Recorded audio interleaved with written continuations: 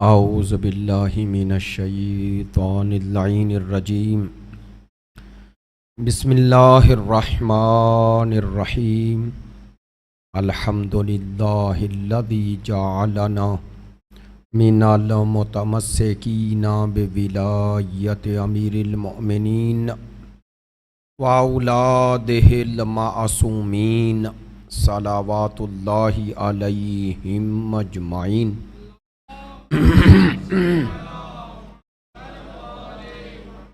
الحمد للہ علی ما انعم ولہ الشکر علی ما الہم والثناء بما قدم والصلاة والسلام والتحیۃ والاکرام علی سیدنا و مولانا حبیبنا و حبیب قلوبنا شفیعنا ابی القاسم محمد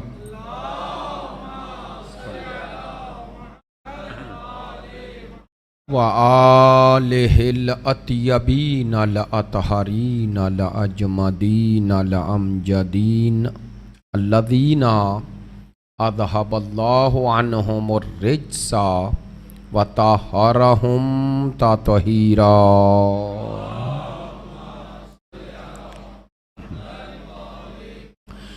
واللعنۃ الدائمۃ علی منکری فضائلہم وغاصبی حقوقہم من الآن الی قیام یوم الدین۔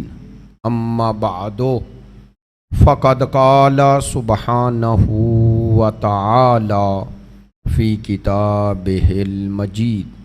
بسم اللہ الرحمن الرحیم۔ هو الذی ارسل رسولہ بالہدی ودین الحق لیظہرہ علی الدین کلہ ولو کرہ المشرکون۔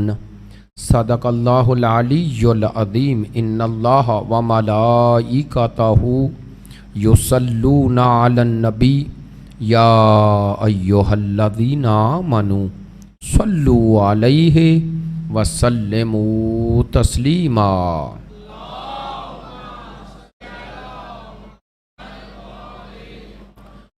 آپ تمام حاضرین کی صحت و سلامتی کے لیے، مقامات مقدسہ کی حفاظت کے لیے، مجاہدین اسلام اور مدافعین حرم اہل بیت کی کامیابی و کامرانی کے لیے، دشمنان دین یزیدیت، ناصبیت، خارجیت کی نیستی و نابودی کے لیے، تعجیل ظہور امام زمان کے لیے، ہمارے ملک کے استحکام کے لیے، مریضوں کی شفا یابی کے لیے، آپ کی ان مجالس میں شرکت کی قبولیت کے لیے، علماء کرام، مراجع عظام، عزاداران سید الشہداء، محبین اہل بیت کی توفیقات خیر میں اضافے کے لیے، ان تمام دعاؤں میں آپ کی دعائیں شامل کرتے ہوئے سب دعاؤں کی قبولیت کے لیے بلند تر صلوات۔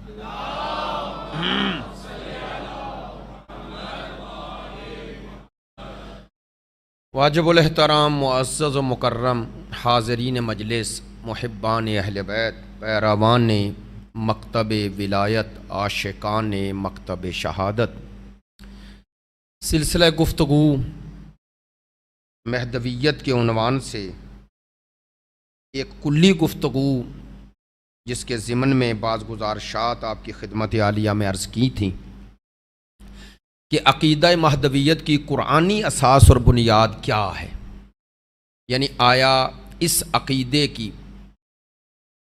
اساس اور بنیاد صرف ایک مسلک، ایک مذہب، ایک مکتب، ایک فرقے، ایک گروہ میں ہے یا نہیں؟ قرآن جو آفاقی کلام ہے، پروردگار کا کلام ہے، اس نے آیا عقیدہ مہدویت کی تائید، توثیق، تصدیق کی ہے یا تردید کی ہے؟ چونکہ ہم قرآن مجید کی آیات کی روشنی میں جب یہ عقیدہ ہمارے لیے واضح ہو گیا کہ عقیدہ مہدویت کی اساس اور بنیاد قرآنی ہے، تو پھر اس پر یقین کرنا اور انسان کے لیے آسان ہو جاتا ہے، چونکہ قرآنی عقیدے کا معنی ہے کہ اللہ نے انسانوں کو یہ نوید سنائی ہے، یہ خوشخبری دی ہے، یہ پیغام امید دیا ہے کہ انسان اپنی جد و جہد میں کبھی مایوس نہ ہو، نا امید نہ ہو، مایوسی کا شکار نہ ہو۔ آیا قرآن مجید فرقان حمید ہمارے اس نقطۂ نظر کی جو مہدویت کی شکل میں ہے، اس کے بارے میں کیا کہتا ہے؟ تو یہ جو آیات پڑھ رہا ہوں، ان آیات کی تفسیر نہیں، تعویل، یعنی جب ان آیات کو پلٹایا جائے گا، ان کو حقیقی مصداق اس کا آپ تلاش کرنے کی کوشش کریں گے، تو وہ مصداق اس ہستی میں ہی آپ کو نظر آئے گا جن کے نام نامی سے ہم گفتگو کر رہے ہیں۔ میں نے گزشتہ 2 روز میں سورہ توبہ، سورہ صف، سورہ فتح کی چند آیات تلاوت کی، جس میں پروردگار عالمین نے غلبہ دین کا اعلان کیا ہے اور نوید دی ہے، اور وہ بھی انہی الفاظ میں، هو الذی ارسل رسولہ بالہدی والدین الحق لیظہرہ علی الدین کلہ، کہ میں نے اپنے رسول کو ہدایت کے ساتھ بھیجا اور دین حق کے ساتھ بھیجا تاکہ یہ دین تمام ادیان پہ غالب آ جائے۔ اور اگر پروردگار یہ بھی بتا رہا ہے کہ یہ غلبہ دین کنہیں ناپسند ہے، وَلَوْ كَرِهَ الْمُشْرِكُونَ، اگرچہ مشرکین اس بات کو پسند نہیں کرتے کہ یہ دین غالب آئے۔ کل کے سلسلہ گفتگو میں عرض کیا تھا کہ مکتب تب غالب آتا ہے جب مکتب شناس مکتب کو نافذ کرے۔ غلبے کا معنی اس دین کے اہداف کے ساتھ دین کا معاشرے میں نافذ ہونا ہے، اور پروردگار نے اس نفاذ دین کا اعلان صرف ایک آیت میں نہیں، آیات میں کیا ہے۔ اسی سلسلے کو آگے بڑھاتے ہوئے سورہ نساء کی آیہ نمبر 159 جس میں پروردگار عالمین فرما رہے وَإِنَّ مِنْ أَهْلِ الْكِتَابِ إِلَّا لَيُؤْمِنُنَّ بِهِ قَبْلَ مَوْتِهِ وَيَوْمَ الْقِيَامَةِ يَكُونُ عَلَيْهِمْ شَهِيدًا۔ ترجمہ عرض کر رہا ہوں، سورہ نساء آیہ نمبر 159۔ پروردگار فرماتا ہے اور اہل کتاب سے، وَإِنَّ مِنْ أَهْلِ الْكِتَابِ، اور تحقیق اہل کتاب میں سے، إِلَّا لَيُؤْمِنُنَّ بِهِ، ایک بھی ایسا نہیں ہوگا، قبل موت ہی، جو حضرت عیسیٰ علیہ السلام کی وفات سے قبل ایمان نہ لائے۔ آیت کتنی واضح، ذرا توجہ فرمانی ہے۔ ایک بھی اہل کتاب، اب اہل کتاب سے مراد جن پر حضرت عیسیٰ نبی بن کے آئے وہی مراد ہے، کیونکہ اہل کتاب کہا جا رہا ہے، مسلمان تو مراد نہیں ہوں گے۔ اہل کتاب سے مراد عموماً اصطلاح قرآنی میں یہود و نصارہ ہے، ایسا ہی ہے نا؟ تو پروردگار اعلان کر رہا ہے سورہ نساء کی آیہ نمبر 159 میں کہ ایک اہل کتاب ایسا نہیں ہوگا قبل موت ہی، جو حضرت عیسیٰ علیہ السلام کی موت سے پہلے، وفات سے پہلے ان پر ایمان نہ لائے۔ یکون علیہم شہیدا، اور حضرت عیسیٰ ان سب پر گواہ ہیں۔ توجہ فرمائیں، حضرت عیسیٰ علیہ السلام کی موت سے قبل ایک اہل کتاب نہیں بچے گا جو ان پر ایمان لائے۔ آپ کہیں گے سب اہل کتاب تو ان پر ایمان رکھتے ہیں، لیکن اس آیت میں کہا جا رہا ہے ان کی وفات سے پہلے، یعنی حضرت عیسیٰ کی وفات سے پہلے۔ یہ اس بات کی تائید ہے کہ حضرت عیسیٰ کی ابھی وفات نہیں ہوئی، اور قرآن اس کی تائید کرتا ہے کہ ان کو اٹھا لیا گیا، اور اٹھانے سے مراد اس جسم و روح کے ساتھ اللہ نے انہیں آسمان پہ لے گیا۔ ایسا ہی ہے نا؟ باعنوان مسلمان ہمارا یہ عقیدہ ہے، اور قرآن نے یہ عقیدہ بخشا ہے، ایسا ہی ہے۔ اسی سورہ نساء کی اس سے پچھلی آیات اسی تمام واقعے کو ذکر کر رہی ہیں۔ تو حضرت عیسیٰ علیہ السلام کا اٹھایا جانا، اور پھر قرآن میں یہ آیت کا آنا کہ ان کی وفات سے پہلے ایک اہل کتاب نہیں بچے گا جو ان پر ایمان نہ لائے. تو پتہ چلا پروردگار اس آیہ مجیدہ میں بتا رہا ہے کہ حضرت عیسیٰ علیہ السلام کی طبعی موت سے پہلے، وفات سے پہلے تمام اہل کتاب انہیں ویسے قبول کریں گے جیسے وہ ہیں. تھوڑا توجہ فرمائیں گے. چونکہ آج جو کچھ اہل کتاب ان کے بارے میں اعتقاد رکھتے ہیں وہ قرآنی نقطہ نظر سے حضرت عیسیٰ علیہ السلام کو وہ نہیں مان رہے جو اللہ نے بنایا ہے. میری باتیں تو توجہ ہے نا، کوئی مشکل تو نہیں ہے. یعنی آج عیسیٰ علیہ السلام کو عیسائیوں کی اکثریت کیا مان رہی ہے؟ بولیے. اللہ کا بیٹا. تو حضرت عیسیٰ علیہ السلام اللہ کے بیٹے ہیں یا نبی ہیں؟ نبی ہیں نا. تو لا یؤمنن بہ سے مراد یہ ہے قرآنی کہ انہیں نبی مانیں گے.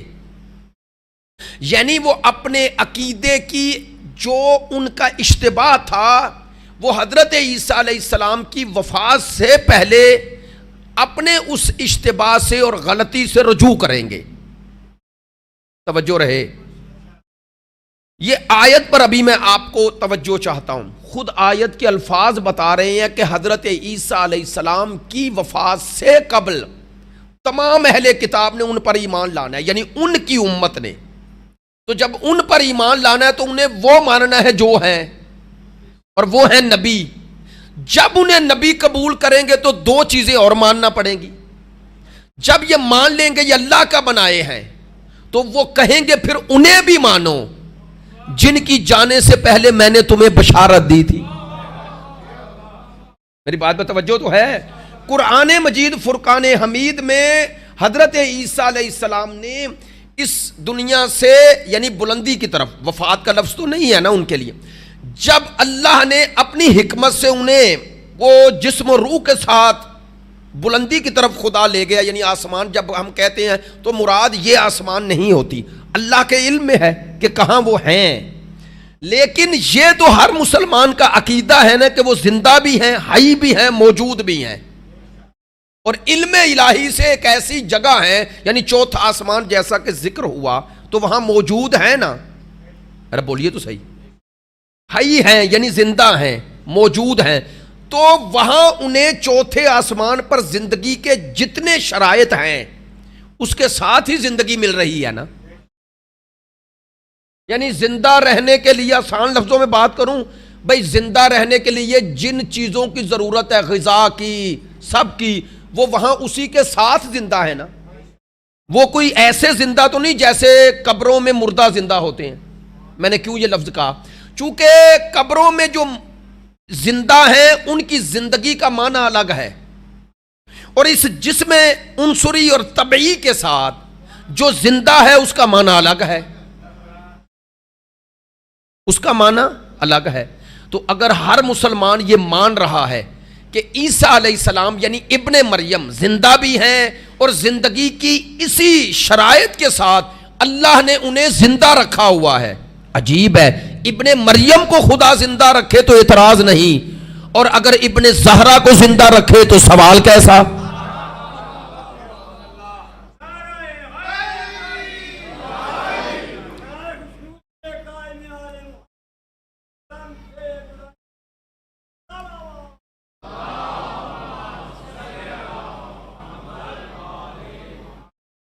مجھے معلوم ہے رات بہت گزر گئی ہے، اور میں نے حسنین بھائی سے کہا بھی ہے، ممبر پہ کہہ رہا ہوں کہ اتنی لیٹ مجلس، اس کے بعد تو مجھے اس مجلس سے اجازت لے دیں آئندہ سال کے لیے. وہ مان نہیں رہے، میں زحمت نہیں دینا چاہتا. 10 ساڑھے 10 بجے کے بعد میں بھی عام دنوں میں سو جاتا ہوں، میں صحیح بتا رہا ہوں. لیکن اب ممبر پہ آپ کو کہہ رہا ہوں کہ آپ نے سونا نہیں ہے. اگر آپ نے سستی دکھائی تو میں معذرت کے ساتھ، میرا ایک مزاج ہے کہ جب تک مجمع میرے ساتھ، نعرے نہیں مقصود ہوتا، اب یہ نہ سمجھیے گا کہ آپ نعرے لگانا شروع کر دیں.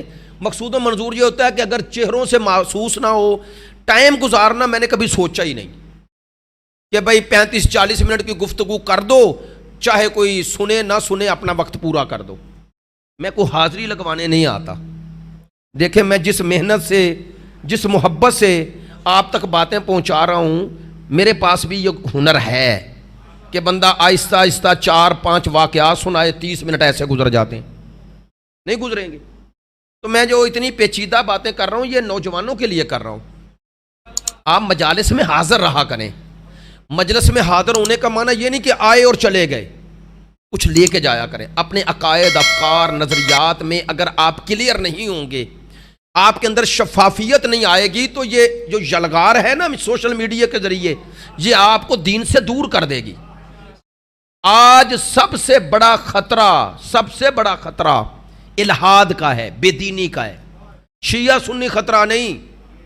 اگر کوئی معذرت چاہتا ہوں، کوئی سنی بھی رہے تو ایک مذہب کو تو مان رہا ہے نا، شیعہ ہو تو دین کو مان رہا ہے۔ بھائی خطرہ اس سے آگے ہے، وہ ہے بے دینی کا خطرہ۔ اور بے دینی کے خطرے سے بچنے کا ایک ہی ذریعہ کہ آپ کے پاس آپ کا منطق، لاجک اور منطق کے ساتھ ہو۔ میں اس لیے عرض کر رہا ہوں۔ تو آپ نے قرآنی اسی آیت سورہ نساء کی اس آیت سے کم از کم یہ سمجھا کہ تمام حضرت عیسیٰ کے ماننے والے ان کی وفات سے پہلے ان پر ایمان لائیں گے۔ تو اب جب قرآن کہہ رہا ہے وہ ایمان لائیں گے، تو اس ایمان سے مراد وہ نہیں جو ابھی ہے، یعنی پتہ چلا ابھی ان کا عقیدہ حضرت عیسیٰ علیہ السلام کے بارے میں غلط ہے، یہی معنی ہے نا، مکمل نہیں ہے، درست نہیں ہے، وہ ابن اللہ نہیں، وہ نبی اللہ ہے۔ اب توجہ فرمائیں، جو آج بات عرض کرنا چاہ رہا ہوں لیں، یہی مہدویت کے عقیدے کی تائید ہے کہ علم خدا میں تھا کہ کائنات میں سب سے بڑا مذہب عیسائیت ہے۔ ہمیں آپ کو معلوم نہیں، اللہ کو تو معلوم ہے نا۔ چلیں جنہیں میرے پڑھے لکھے دوستوں کو، بھائیوں کو تائید چاہیے، آپ گوگل پہ دیکھ لیں، دنیا میں آسمانی مذاہب میں سب سے بڑا مذہب کون سا ہے جس کی افرادی قوت عیسائی ہے نا؟ 2 کروڑ میرا خیال ہے 40 لاکھ، اگر آپ گوگل پہ لکھیں۔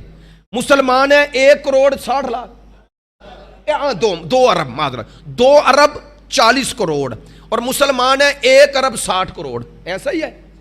تو دنیا میں سب سے بڑے پیروان مذہب اگر ہیں تو عیسائی ہیں۔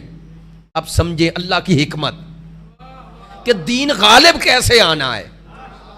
یہ بچے، یہ نوجوان سوال کرتے ہیں کہ حضرت امام زمان آئیں گے تو کیسے غلبہ ہوگا دین کا، جبکہ ہم دیکھ رہے ہیں یورپ ہے، امریکہ ہے، رشیا ہے، اتنی بڑی طاقتیں، تو یہ کیسے ہوگا؟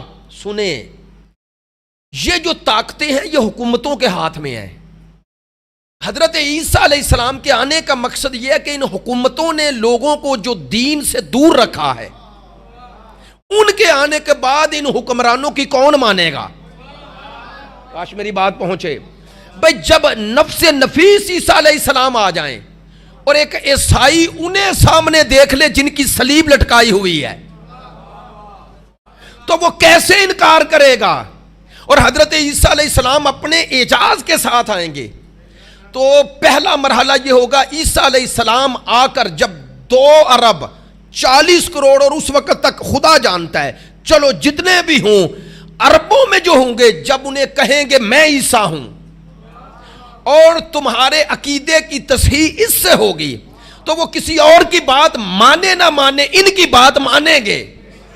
ایسا ہی ہے۔ لو، پہلا مرحلہ ان کے عقیدے کی تصحیح ہے، اور دوسرا مرحلہ وہ کہیں گے اب اسے مانو جس کے پیچھے میں نماز پڑھ رہا ہوں۔ توجہ ہوئی ہے؟ لہذا یہی وجہ ہے کہ حضرت عیسیٰ علیہ السلام کا نزول، یہ لفظ دونوں ذہن میں رکھنے ہیں، حضرت عیسیٰ علیہ السلام کا نزول اور امام زمان کا ظہور، یہ دونوں مل کر اسلام کو غالب کریں گے۔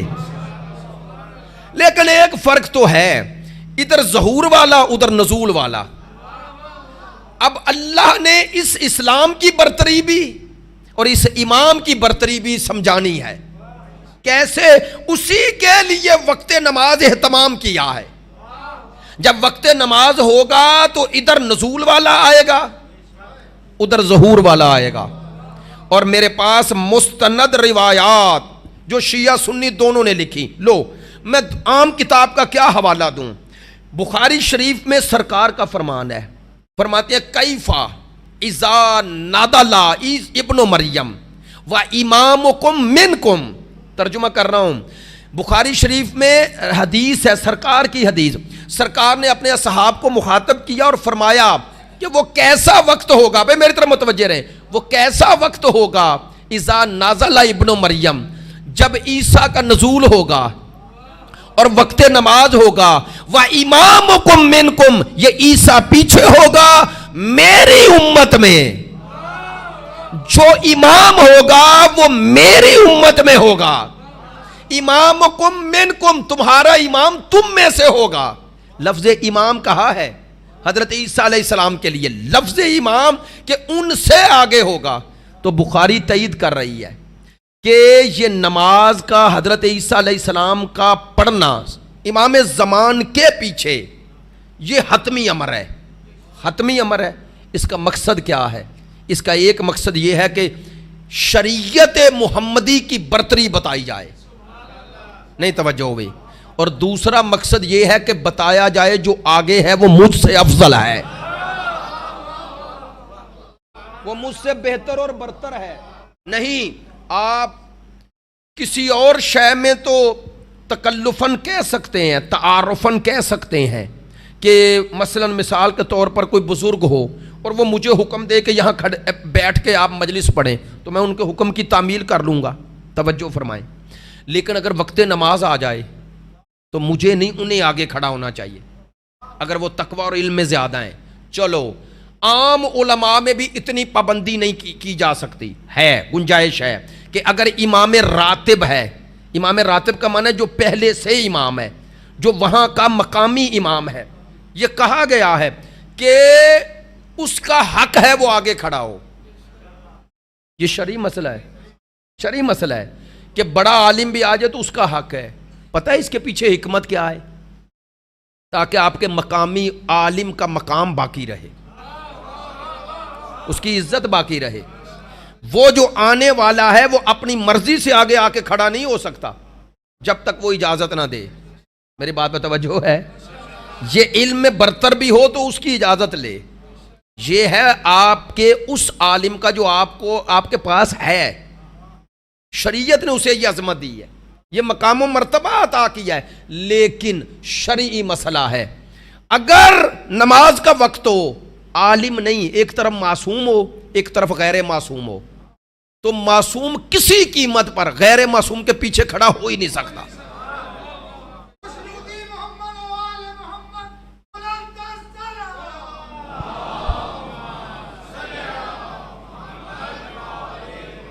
اور یہ مسئلہ شیعہ کے مسلمات میں سے ہے، مسلمات میں سے. معصوم غیر معصوم کے پیچھے کھڑا ہو ہی نہیں سکتا. کیوں؟ چونکہ غیر معصوم اپنے تقویٰ میں جہاں بھی پہنچ جائے معصوم سے ہمیشہ پیچھے رہے گا. چونکہ اگر کسی میں توجہ، بڑی خوبصورت بات ہے ماشاءاللہ، جہاں دیدہ دوست ہیں، عادل حقیقی ہوتا ہی معصوم ہے، اور جب معصوم موجود ہے تو وہ عادل بھی اس سے بڑا ہے، عالم بھی اس سے بڑا ہے. چونکہ اس سے گناہ کا آپ کو احتمال بھی نہیں، اور غیر معصوم ہوتے ہی وہ جس کی طرف گناہ کی نسبت ممکن ہے. تو یہ تقاضۂ عدل ہے کہ جس سے گناہ نہیں ہو رہا وہ آگے کھڑا ہو. یہ ساری تمہید آپ کے ذہنوں میں آ گئی. لیں اب یہ نوجوانوں سے میرا سوال ہے، شیعہ سنی دونوں روایات بتا رہی ہیں کہ حضرت عیسیٰ چلو ایک نماز بھی صحیح پیچھے پڑھیں گے امام زمان کے پیچھے، تو کم از کم ہم مسلمانوں سے یہ پوچھیں نا، اگر آگے کھڑے ہونے والا معصوم نہیں تو پیچھے کھڑے ہونے والا معصوم کیسے ہو گیا اور اس کی نماز کیسے ہو گئی؟ تو گویا حضرت عیسیٰ پیچھے کھڑے ہو کے بتا رہے ہیں جو مجھ سے آگے ہے وہ مجھ سے برتر بھی ہے، بہتر بھی ہے. اور برتر اور بہتر تبھی ہوگا کہ جتنے اوصاف و صفات پیچھے کھڑے ہونے والے میں ہیں اس سے بہتر ہوں. حضرت عیسیٰ سے بلند عصمت ہے امام زمان میں. میں ایسے ہی نہیں کہہ رہا، توہین نبی نہیں کر رہا. لو اب آپ کہیں گے کیسے بلند عصمت ہے؟ اسی بلند عصمت کا اعلان ہی تو آیت تطہیر میں ہوا ہے. اب آپ کو آسان لفظوں میں نے آیت تطہیر پہ انشاءاللہ کبھی موقع ملا تو اس کے نکات بیان کروں گا، لیکن ایک جملہ کہتا ہوں انما یرید اللہ لیذھب عنکم، یہ جو اللہ نے کہا عنکم تو یہ انہی کو کہا جو چادر میں ہے۔ دیکھیں چادر میں ایک شامل وہ تھے جو سامنے تھے اور ایک بالقوہ شامل ہے، یعنی جن میں اہلیت تھی، وہ بھی آیت تطہیر کا مصداق ہے۔ توجہ ہے، وہ بھی مصداق ہیں۔ تو اسی لیے بعض روایات میں ہے وَبَنُوهَا، ہے نا، بنوہا کہ سیدہ ہیں، ان کے بابا ہیں، ان کے شوہر ہیں، وَبَنُوهَا جائیں۔ علماء نے کہا یہ بنوہا میں حسین کے 9 بیٹے بھی شامل ہیں۔ اس کی حکمت ہی یہ تھی، بنو لفظ کہا، اسی لیے جمع کا صیغہ استعمال کیا تاکہ پتہ چل جائے سلسلہ امامت میں جہاں عصمت ہے وہ عصمت تطہیر والی ہے۔ تو اب کیا مانا؟ آیت تطہیر میں علامہ فخر الدین رازی کے بقول وہ کہتے ہیں کائنات میں تمام انبیاء اپنی عصمت میں سرکار کا مقابلہ نہیں کر سکتے، یعنی سرکار کی عصمت بھی ان سے بلند ہے۔ وہ کہتے ہیں کائنات میں تمام انبیاء سے بلند عصمت مصطفیٰ ہے، اور فرماتے ہیں اللہ نے عنکم کہہ کے بتایا کہ چادر میں جتنے ہیں ان کی عصمت کا مرتبہ ایک ہے، ان کی عصمت کا مرتبہ ایک ہے۔ تو امام زمان اور یہ اہتمام پروردگار، سورہ نساء کی آیہ نمبر 159 حضرت ابن عباس کی یہ روایت ہے تاکہ تائید بھی ہو جائے، کتاب کا نام ہے معالم التنزیل، اس میں یہ موجود ہے وَذَلِكَ عِنْدَ نُزُولِهِ مِنَ السَّمَاءِ فِي آخِرِ الزَّمَانِ وَلَا يَبْقَى أَحَدٌ إِلَّا آمَنَ بِهِ۔ کہتے ہیں اس آیت کے ضمن میں حضرت ابن عباس نے فرمایا کہ یہ اشارہ ہے اس آخر زمان کی طرف جب عیسیٰ نزول کریں گے اور تمام ان کے پیروکار ان پر ایمان لائیں گے۔ تو لیں تائید ہو گئی کہ امام زمان کے مؤید معاون وزیر مددگار گواہ اللہ نے عیسیٰ کو بنایا ہے۔ میں ایسے ہی نہیں کہہ رہا یار، آپ امام زمان کی عظمت کو اس رخ سے دیکھیں، کیا عظمت ہے سلسلہ امامت میں آخری امام کی کہ جن کی گواہی دینے کے لیے حضرت عیسیٰ آئیں۔ چھوٹی عظمت ہے؟ حضرت عیسیٰ علیہ السلام عام نبی نہیں، رسول ہیں، عام رسول بھی نہیں، اولو العزم ہیں، اور اولو العزم ہو کر اللہ نے ان کو اعجاز عطا کیا ہے کہ بغیر باپ کے پیدا کیا اور ان کی عصمت کی گواہی بھی دی۔ یہ ساری چیزیں ذہن میں رکھیں، ان کی والدہ کو بھی معصومہ بنایا۔ سلسلہ انبیاء میں صرف ایک نبی کی ماں معصومہ ہے، سلسلہ انبیاء میں صرف حضرت مریم، باقی کے لیے گناہ کی نسبت نہیں، لیکن عصمت کا وہ معنی جو رائج ہے 14 میں، وہ اگر آپ معصوم کہیں تو حضرت مریم ہے۔ آپ نے توجہ فرمائی؟ اتنا مقام و مرتبہ ہے حضرت عیسیٰ علیہ السلام کا، اور وہ گواہی دے رہے ہیں میرے آقا و مولا کی۔ چلو ایک جملہ کہوں اور بات آج سمیٹ لوں، چونکہ وہاں پر گفتگو ذرا طویل ہو گئی تو 45-50 منٹ گفتگو بہت ہوتی ہے۔ توجہ فرمائیں، جو بات آپ سے کہنا چاہ رہا ہوں وہ یہ ہے، کبھی آپ نے سوچا کہ اللہ نے حضرت عیسیٰ علیہ السلام کو زندہ رکھ کے چوتھے آسمان پہ ٹھہرا دیا؟ آسان لفظوں میں کہوں تو رکے ہوئے ہیں نا، تو رکے ہوئے ہیں کس کے لیے؟ ادھر والا ظہور کرے تو میں نزول کروں۔ چلیں پتہ نہیں میرے جملے کو کس معنی میں لیں گے، لیکن میں اپنے عقیدے میں کہہ رہا ہوں کتنا عظیم ہے امام زمان کا منتظر، جس کے منتظرین میں ابن مریم بھی شامل ہے۔ ابن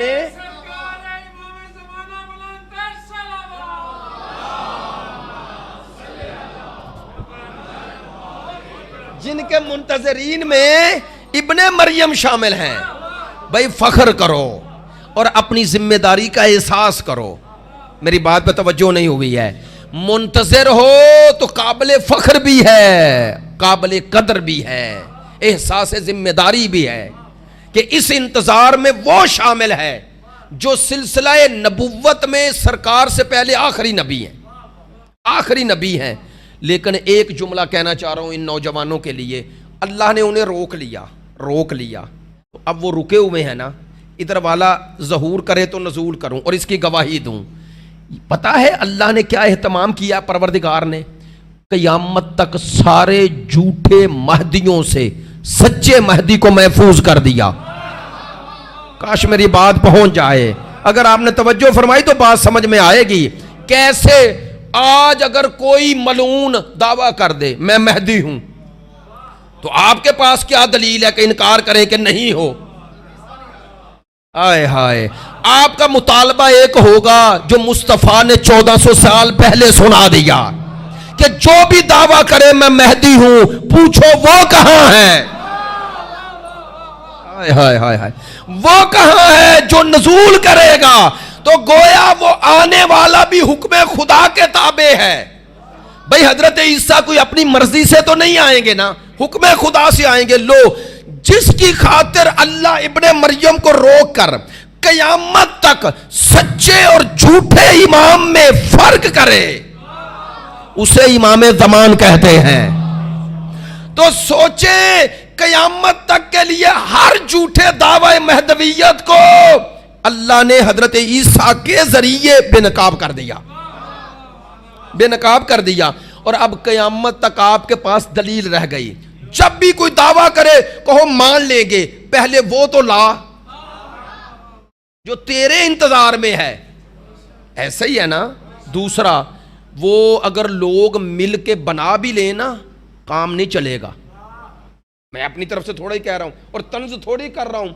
میرے پاس وہ کتاب موجود ہے جو کتاب مولانا منظور احمد چنیوٹی، اب چونکہ یہ نوجوان نہیں جانتے، منظور احمد چنیوٹی صاحب چنیوٹ کے رہنے والے اور شیعہ کو کافر سمجھتے تھے۔ معذرت چاہتا ہوں، یہ جملہ کہنے کی جسارت کر رہا ہوں، تکفیری تھے، تکفیری۔ پاکستان میں وہ لوگوں میں شامل ہے جنہوں نے شیعہ کی تکفیر کی ہے، ان میں۔ لیکن اس نے کتاب لکھی، کتاب کا نام ہے پتہ کیا رکھا؟ ظہور مہدی اور نزول عیسیٰ، نام ہی یہ ہے۔ میرے پاس کتاب ہے ظہور امام مہدی اور نزول حضرت عیسیٰ۔ توجہ فرمائیں، انہوں نے اس میں سارے صفات و اوصاف لکھے کہ جب امام آئیں گے تو کعبے سے آئیں گے۔ اور کل میں کتاب لے کے آؤں گا شاہ اسماعیل شہید کی منصب امامت، اس میں سے بھی آپ کو پڑھ کے سناؤں گا کہ انہوں نے کیا کہا۔ توجہ ہے نا؟ تو وہ لکھتے ہیں کہ حضرت جب امام مہدی علیہ السلام جب آئیں گے، ظہور فرمائیں گے، ان کے یہ صفات ہوں گے، یہ اوصاف ہوں گے۔ اب یہ کل کی گفتگو کے لیے تمہید رکھ لیں، یہ ان کا نام ہوگا، ایسے شمائل ہوں گے، ایسا کردار ہوگا، اتنے سال حکومت کرے گے۔ توجہ، یہ سارا کچھ جو انہوں نے لکھا تو اپنے پاس سے نہیں لکھا، علماء اہل سنت نے احادیث نبوی کی روشنی میں لکھا۔ چلے آج کی گفتگو کا آخری پہلو بول کے بتائیں نوجوان، جن کے سارے اوصاف و صفات اور جن کی حکومت تک کتنی مدت ہوگی اور کیسی ہوگی، سب کچھ ذکر کر رہے ہیں شیعہ سنی دونوں۔ وہ امام آ چکے؟ آئے تو نہیں نا، آئیں گے نا۔ تو آنے سے پہلے سرکار نے ان کے بارے میں سب کچھ بتا دیا۔ تو جن کے بارے میں رسول بتا رہے تھے وہ ابھی آئے نہیں، ایسا ہی ہے نا، ابھی آئے نہیں، لیکن اوصاف بتا دیے کہ ایسا ہوگا۔ تو کم از کم ایک بات تو ثابت ہوگی کہ سرکار نے اوصاف و صفات بتا کر امت کو سمجھا دیا کہ جو صاحب اوصاف و صفات آئے گا وہ آ کے نہیں بنے گا، بن کے آئے گا۔ وہ صاحب اوصاف و صفات آ کے نہیں بنے گا، بن کے آئے گا۔ عجیب ہے، آخری کے بارے میں تو سرکار نے خبر دے دی کہ بن کے آئے گا، اور پہلا امت کو کہا خود بنا لو۔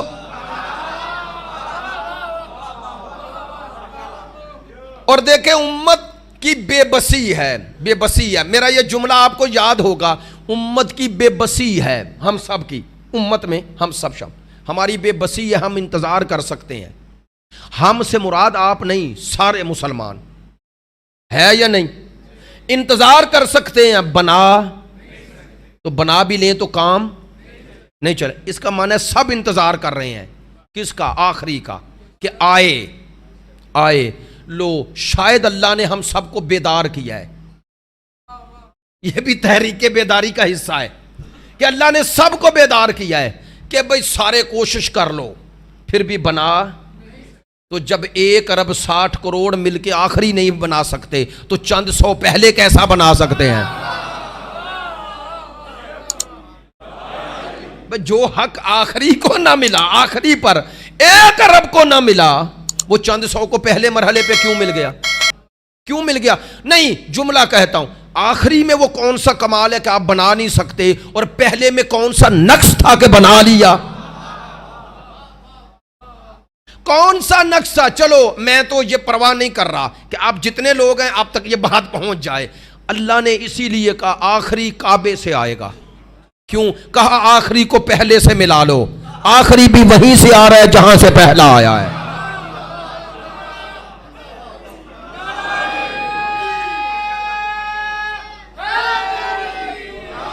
جزاک اللہ، سلامت رہیں. اب یہ ہماری گفتگو کا ایک مرحلہ آج سر ہو رہا ہے.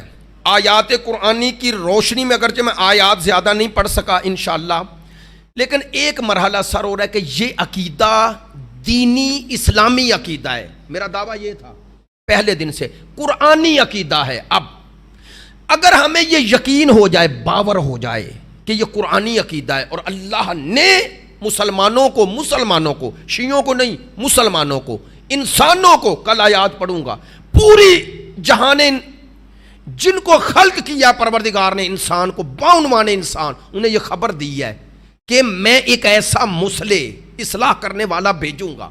تو اب ہماری ذمہ داریاں کیا ہیں؟ اگلا مرحلہ، پہلا مرحلہ ہے ان پر یقین پیدا کرو، دوسرا مرحلہ ہے ان کی معرفت حاصل کرو، تیسرا مرحلہ ہے ان سے محبت کرو، چوتھا مرحلہ ہے ان کی اطاعت کرو، پانچواں مرحلہ ہے خود اور اپنے معاشرے کو ان کے لیے آمادہ کرو. توجہ ہے؟ میں کوئی فضائل اور صرف فضائل برائے فضائل نہیں پڑھتا، میرا ایک اپنا مزاج ہے. فضائل برائے فضائل نہیں پڑھتا، فضائل سے ہم نے ایک درس لینا ہے. اور فضائل کا معنی یہ ہوتا ہے، سن لیجئے گا پڑھے لکھے دوستو، فضائل بیان کرنے کا مقصود و منظور کوئی واہ واہ کروانا نہیں ہم جیسے لوگوں کا. کیا منظور و مقصود ہے؟ جب فضائل پڑھے جاتے ہیں تو دل میں عظمت پیدا ہوتی ہے. جس کی عظمت دل میں آ جائے اسے ماننا آسان ہوتا ہے، اسے قبول کرنا آسان ہوتا ہے. دل میں انسان کمال سے محبت کرتا ہے، نقص سے نہیں. اور جو نقص سے محبت کرے سمجھ لینا وہ بد فطرت ہے. خدا کی قسم نقص اور عیب سے فطرت قبول نہیں کرتی محبت. اب میری بات کی تائید کریں گے، آخری جملہ کہہ دوں، آپ کے بیٹے میں بھی اگر نقص ہو نا، عیب ہو، تو آپ اس کے نقص کی وجہ سے اس سے محبت نہیں کر سکتے.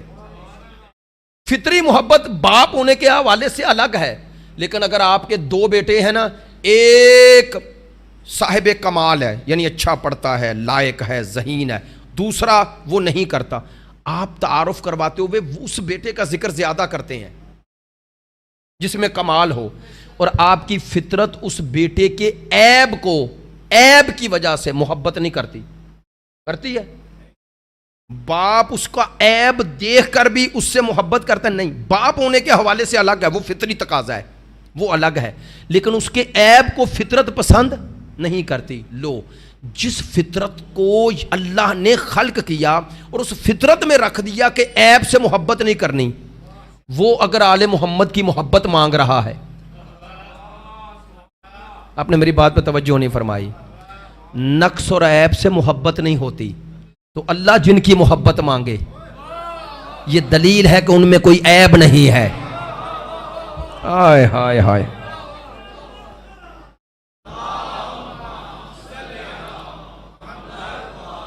پتہ ہے ہمارے علماء نے اسی آیت قرآنی کُلْ لَا أَسْأَلُكُمْ عَلَيْهِ أَجْرًا إِلَّا الْمَوَدَّةَ فِي الْقُرْبَى، اس سے آل محمد کی عصمت ثابت کی ہے. کیسے؟ کہتے ہیں خدا ان کی محبت مانگ رہا ہے.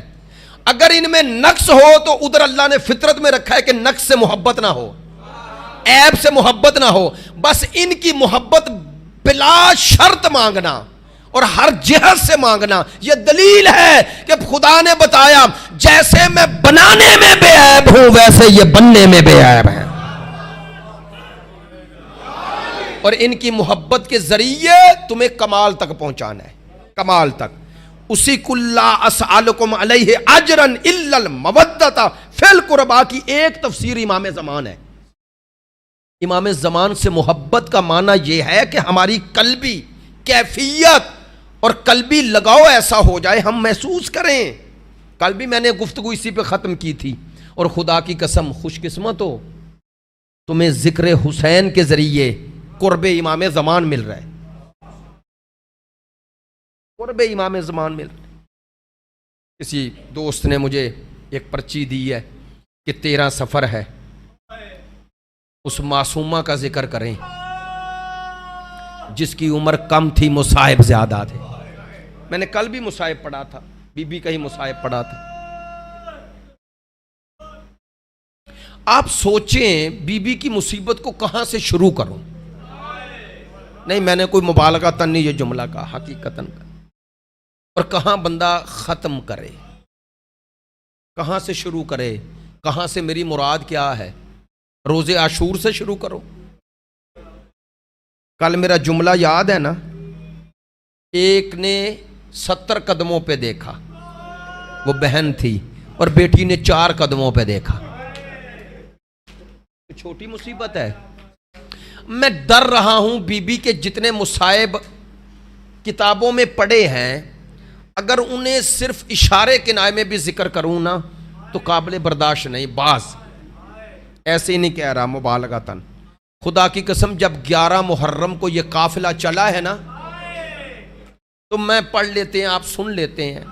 روایت کے الفاظ ہیں، مستند روایت پڑھ رہا ہوں، میں نے بزرگ علماء سے بھی سنی، خود بھی پڑھی۔ اب اشارے میں جملہ کہوں گا اور معذرت چاہتا ہوں، جملے سخت ہیں۔ کہتے ہیں یہ بیبیوں کو ناکوں پہ سوار کر دیا گیا۔ اب کیسے سوار ہوئی؟ علی کی بیٹی جانتی ہے، سب بیبیوں کو خود سوار کیا ہے، اور میری آقا زادی نے یزیدیوں سے کہا تھا خبردار ہمارے نزدیک نہ آنا۔ سوچیں خاتون بیبیوں کو سوار کرے، یار اس سے بڑی مصیبت کیا ہوگی؟ علی کی بیٹی، علی کی بیٹی، علی کی بہو اور بیٹیوں کو سوار کرے ناکوں پہ۔ پتہ ہے ساری بیبیاں سوار ہو گئی تو ایک بچی بچ گئی۔ کتاب کا نام الوقائع والحوادث، علامہ مولبوبی ایرانی عالم ہے، کہتے ہیں ساری بیبیاں سوار ہو گئی۔ 4 سال کی سکینہ دوڑی کہ پھپھی کی آغوش میں بیٹھ جاؤں۔ اب میں ڈر رہا ہوں کیسے پڑھوں، اشارہ کروں گا۔ ادھر بی بی پھپھی کی طرف بڑھی، ادھر باپ کا قاتل بیٹی کے سامنے آیا۔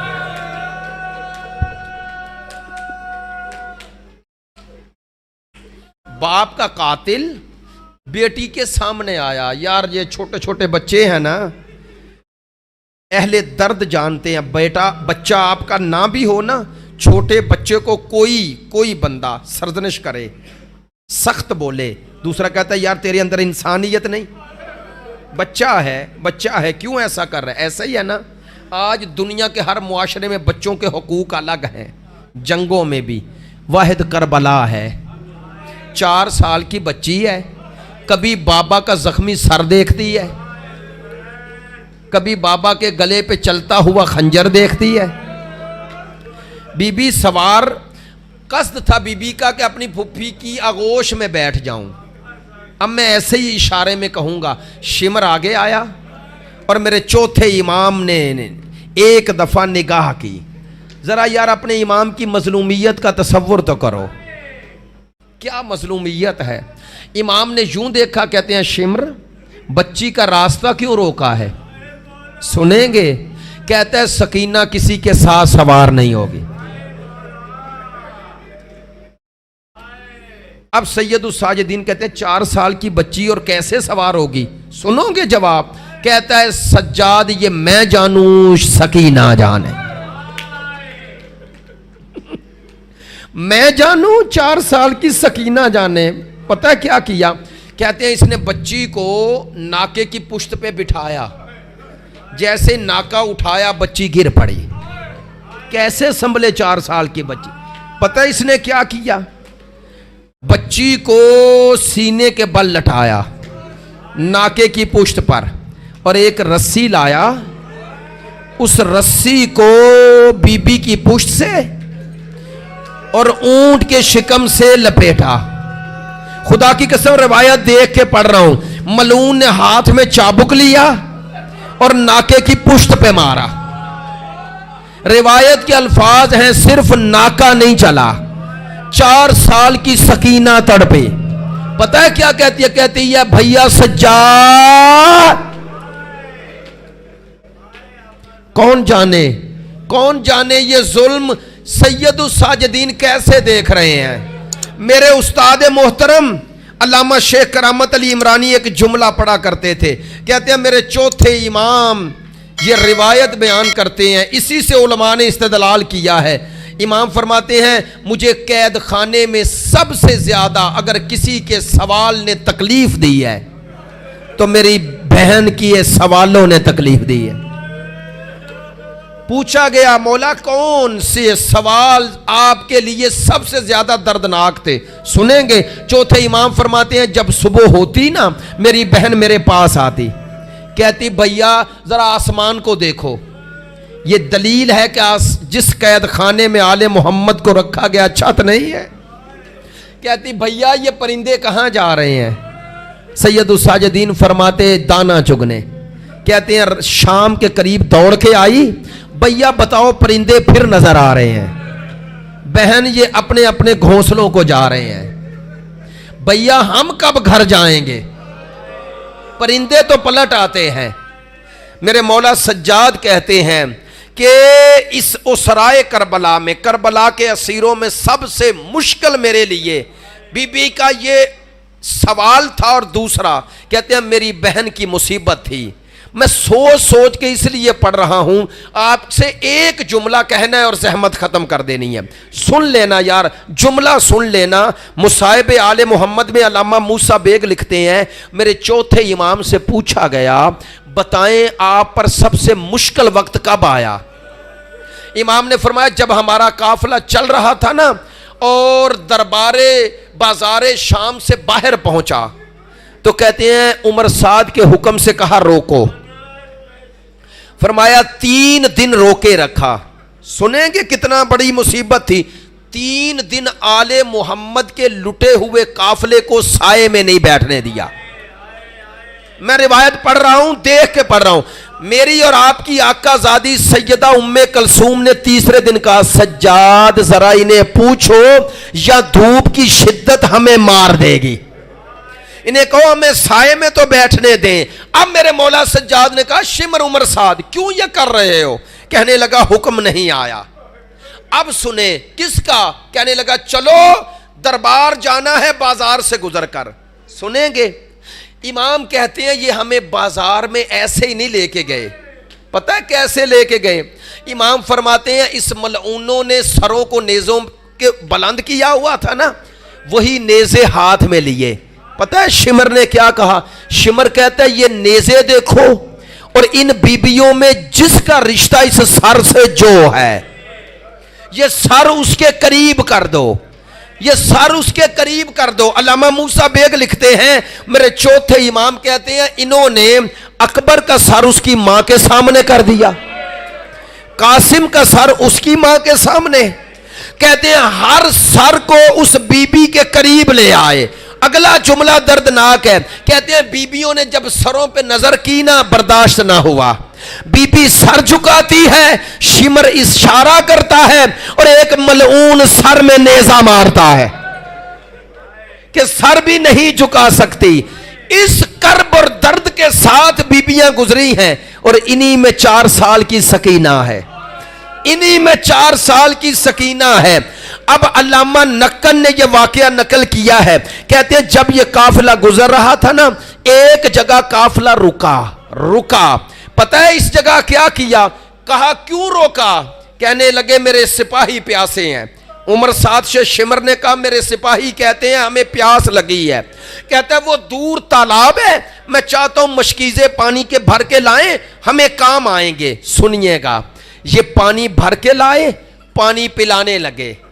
ادھر پانی پلا رہے ہیں اور ادھر 4 سال کی سکینہ پھپھی کی آغوش میں ہے.